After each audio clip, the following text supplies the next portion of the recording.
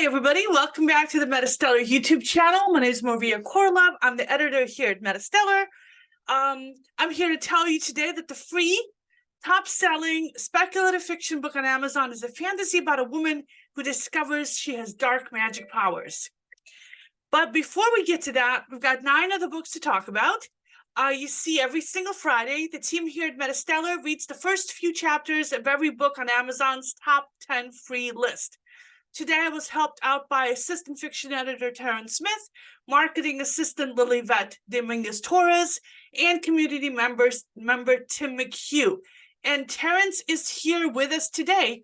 Hi, Terrence. Hello. Well, thank you for being here. So I'm not sitting here all by myself. The link to all the books is in the description box below, as is the link to the article. I'm only going to summarize our reviews so we're not sitting here all night, because it is Friday night. We do have plans, right, Terrence? We have plans? Yes, we do.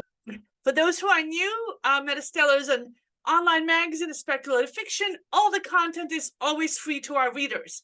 We publish original short fiction, reprints, excerpts, essays, and lots of book reviews like this one. We're able to do this and keep all the content completely free thanks to our Patreon supporters.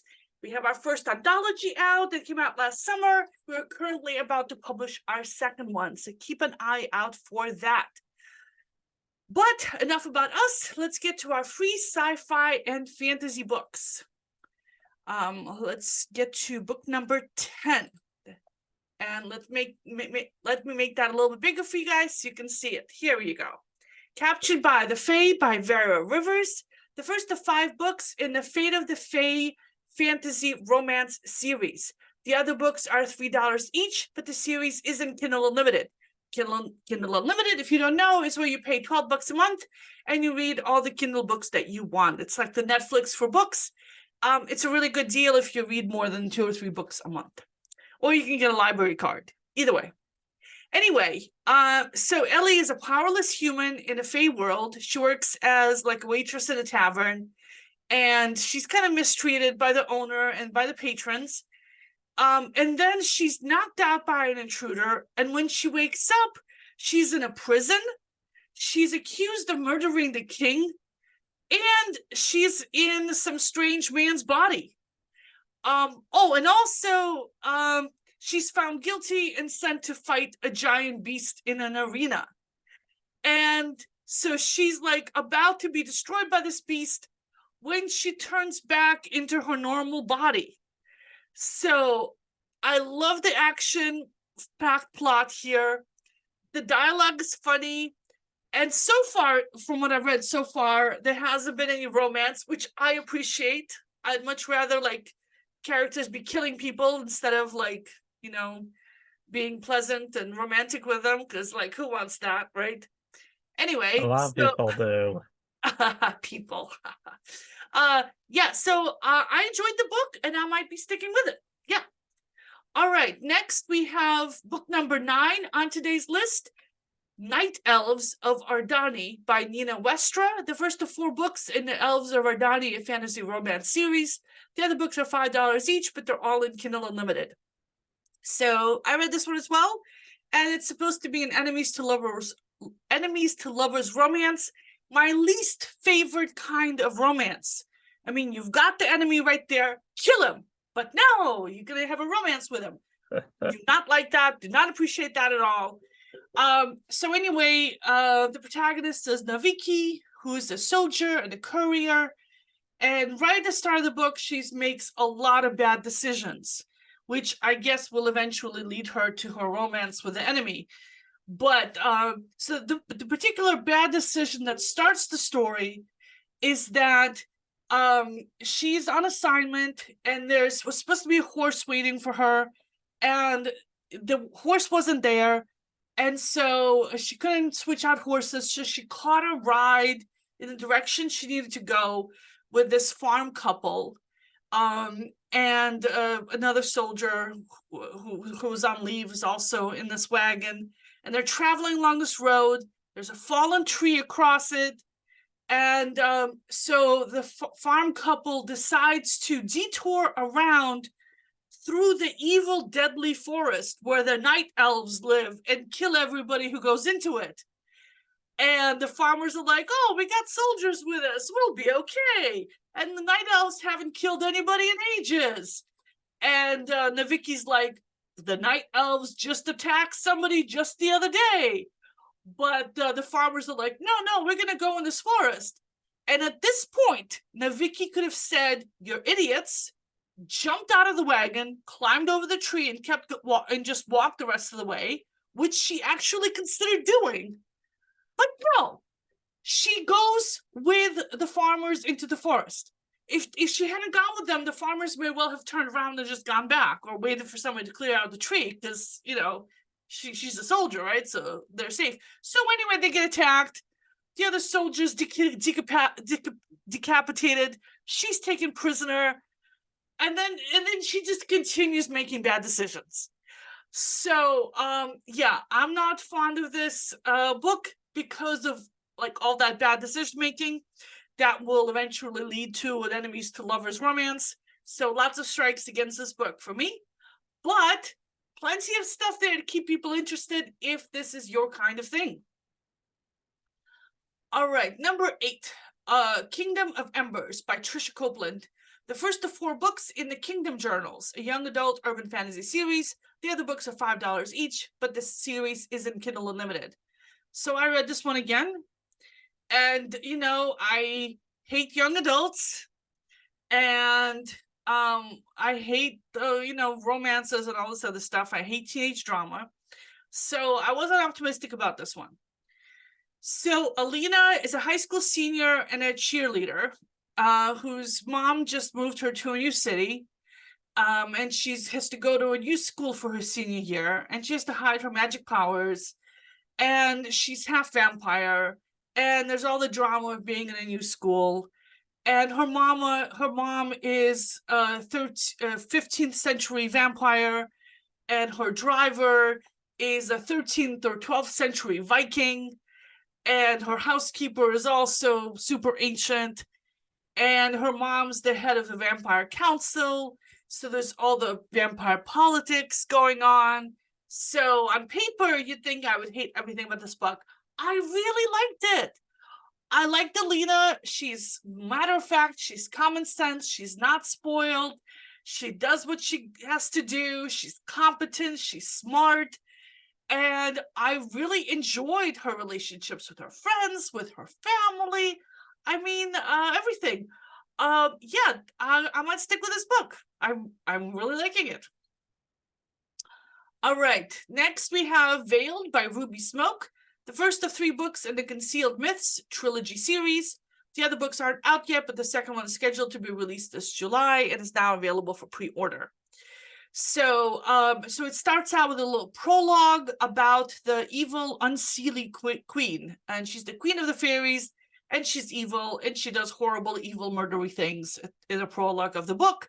And then she gets a prophecy that a new queen is going to be born and is going to challenge her for her power. Question. And, yeah. Why are queens always evil in these kinds of stories? Why do fairy tales often have evil queens? Evil kings too. It's an equal opportunity evilness kind of situation, I think. Okay. Yeah. Anyway, so in this particular story, the queen is evil, and there's a prophecy that she's gonna, someone's gonna be born, but the person is gonna be born 200 years in the future, so she's got plenty of time to plan.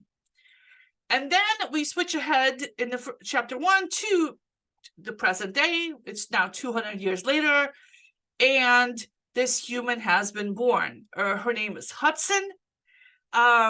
She's a rich, powerful, magically gifted teenager navigating family dynamics, college, and a complex personal life. She swears a lot. So you'd think maybe I might like this one? No, I do not. The book starts out with her having really graphic sex with her stepbrother. Awkward. I know, right?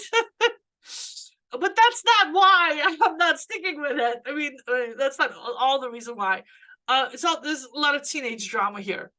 But yeah, so that was really unexpected. But I guess it reminds me a little bit of what's that book, Cruel Intentions, with Sarah Michelle Gellar, the whole stepbrother thing. Well, we're not really related, so it's okay.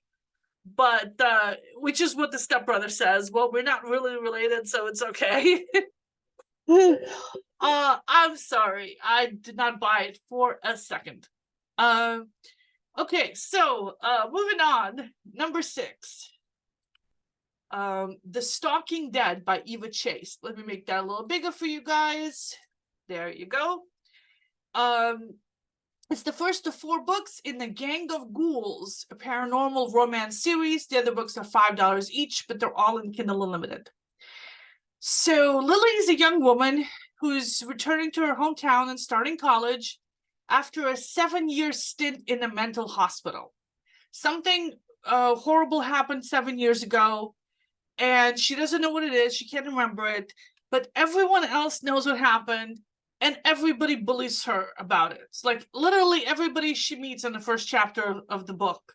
Like all the kids in college, her professors, everybody looks at her and goes, "Oh my God, it's her. You know, is she gonna go psycho on us again? What, are you gonna kill us now?" You know, stuff like that. And she doesn't know what they're talking about because she can't remember, and nobody will tell her what actually happened. And also her mother hasn't talked to her in 7 years, and she hasn't been allowed to see her little sister, and she doesn't know why. So that's a little weird. Also, it's weird that she came back to her hometown. I mean, she's got a job in an apartment, so she can literally live anywhere else, including in the city that's like right nearby. So if she wanted to visit her hometown, it's like a short drive. She has a car. So I don't understand why she's in this town where she's persecuted by everybody. Oh, and also she's haunted. So there's these 4 ghosts who are haunting her when she was a little kid. And now they're super happy that she's back, and they're going to haunt her again. And they watch her be bullied, and they're horrified by this because I guess one of them is in love with her. Maybe all 4 of them are. Super creepy. And they kill her bullies and take over their bodies. So that's a little overreaction for a little bit of harassment. I mean, yeah, the bullies are bad, but I mean, one of them was only mildly rude, you know? So anyway, hijinks ensue. It's very over the top, and there's a lot of drama here. It is fun to read. It's one of those over the top, fun to read books that doesn't take itself too seriously. So if you want that kind of thing for your weekend, this is definitely a great deal, and I recommend it. All right, next we have The Gilded Survivor by Daniela Mera.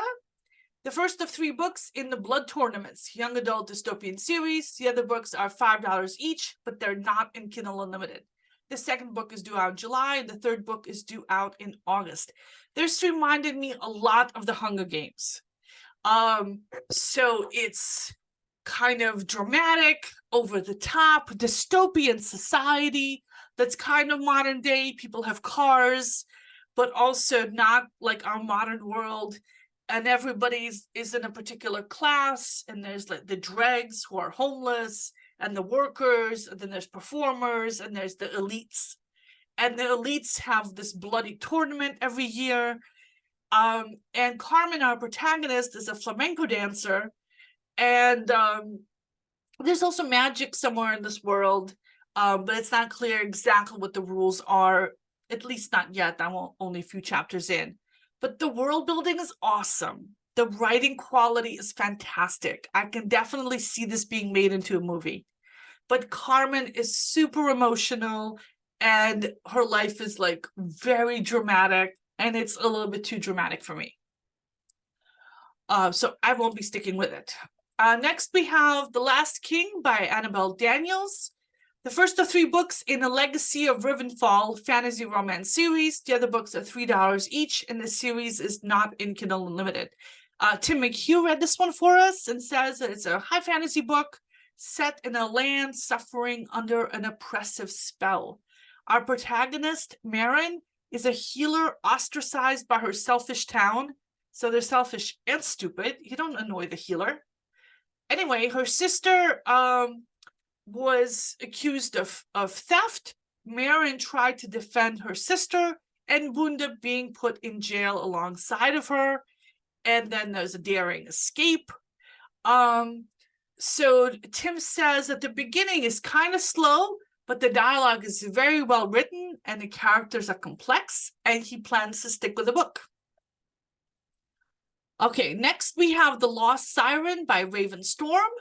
Again, I read this one. This is the first of 5 books and the first of 7 books in the Rise of the Dragons paranormal reverse harem romance series. No more paranormal romance. The other books are $4 to $5, $5 to $6. They're expensive and they're not in Kindle Unlimited. And so this is a fantasy world where humans are preyed on by vampires, and Ren is a human slave.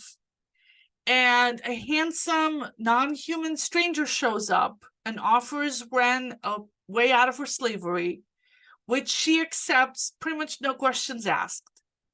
And the story is readable. I did not enjoy the slavery plot, or the whole leaving with a total stranger plot, or the whole reverse harem thing that's going to be happening, so I won't be sticking with it. A reverse harem, if you are new to this channel, is where one woman has multiple boyfriends, and that just seems like way too much drama, and I am not a fan of drama. I don't know if you've noticed that. Okay, next we have book 2 on our list, The Coven of Ruin by T.K. Tucker.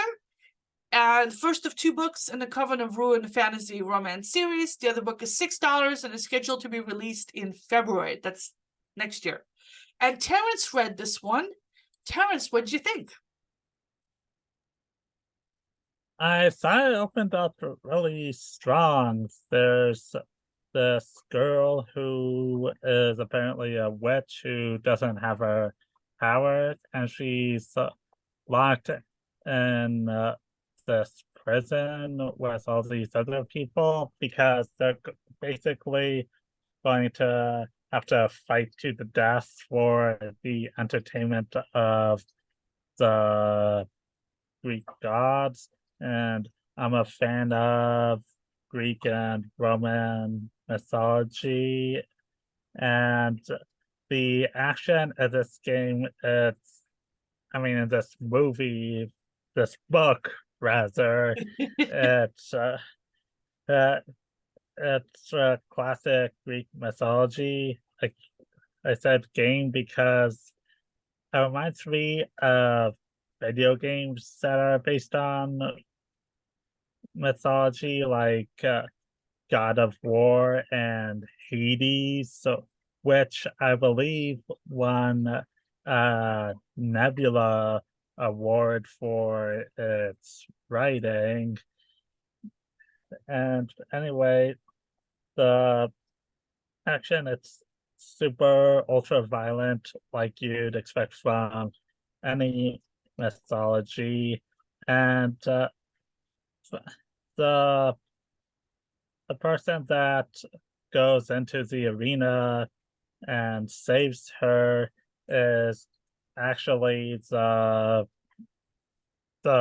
god of war, Ares, who's apparently not really into the violence and war as much anymore. That's more from his early years, and part of the reason that he rescued her is to piss off Zeus, because of this history between the gods and witches. There's been a lot of conflict between the 2 groups, so this is likely to come into play later on in the story. And so far I do like this version of Ares. He can be violent and tough when he has to, but it's not like he's just calling the girl wench or anything like that. He does try to show compassion to her. He does try to console her in his own way when she fails to save the life of a teen who dies in the arena. And I guess is that teen, as he dies, mentions his sister and the word witch. So I'm guessing that's going to come into play later on in the story. So, in short, yeah, this is pretty. So far, it's pretty interesting, and I might continue with it. And if you don't mind, a little bit of romantic thread, then this might be something for you as well. By you, I take it you mean our audience, not me. Yes, the audience. I know you hate romance. Oh, for people who don't know, Terrence is also a video game reviewer. He writes for Game Rant. So yeah, he's actually famous. So not really famous. Like famous to like 10 people, maybe. Yeah. All right. So before we get to the book number 1, I want to thank our Patreon supporters. Marie Leclerc, Humphrey Price, Mary Stoll, Alexander Korolov, Avery Parks, Terrence Smith, Brad Center, David Perlmutter, Melanie Friedenthal, Anastasia Korolov, and Amira Lutfi. Thanks, guys. Thanks, Terrence. And now, and because of our Patreon supporters, we're able to publish all the original fiction that we publish. So please support us. We really appreciate it. Also, you can like and subscribe to this channel, and that support helps us as well. All right, book number 1. Let me make that a little bigger for you guys. There we go. This is Daughter of Shadows by L.J. Swallow, the first of 4 books in the Daughter of Shadow fantasy romance series. The other books are $1 to $5 each, but the whole series is in Kindle Unlimited. Lilivette read this for us, and she says that it's about Calla, a 21-year-old girl who's the daughter of a powerful mage, but she's not that good at magic. She dreams of leaving her small town if she can pass this big test, and it's a magic test, so she's worried about passing it. The night before, she's walking somewhere and she's attacked, and the attack triggers her dormant dark magic, which people really don't like it when other people have dark magic. And the people who are doing the testing notice this dark magic and they find her. So Lilivette says that she's really intrigued by the magic system here, the conflicts that are in the world, the evil queen who's causing a war, evil queen again, and she's curious about Calla's newfound dark powers, and she says she's going to keep reading the book. So there you go. You got 10 free books for your weekend. There's bound to be something here you guys will like. Check it out. Let us know what you think in the comments below. And I'll see you next week. And thanks, Terrence, for joining me today. Yeah. Bye-bye, everybody.